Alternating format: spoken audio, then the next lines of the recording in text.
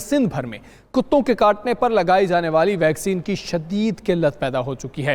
मासूम शहरियों की जिंदगियां दांव पर लग गई हैं। सिंध हुकूमत भी सरकारी अस्पतालों में वैक्सीन फराहम करने में नाकाम हो चुकी है। उधर कराची, हैदराबाद समेत मुख्तलिफ शहरों में आवारा कुत्तों की भरमार है। शहर शहर कुत्तों के काटने के वाकयात भी आम होने लगे हैं। शहरियों ने सूबाई और शहरी हुकूमत से आवारा कुत्तों के खात्मे के लिए मुहिम चलाने और सरकारी अस्पतालों में वैक्सीन की दस्तयाबी यकीनी बनाने का मुतालबा किया है।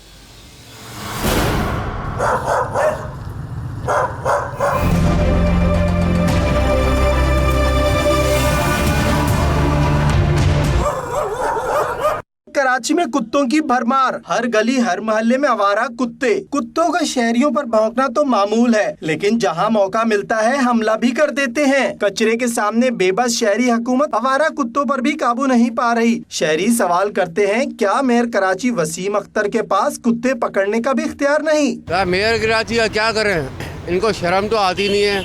ये लोग अपने महलों में बैठे, इनको क्या साथ है गरीब बंदों का, कहिए।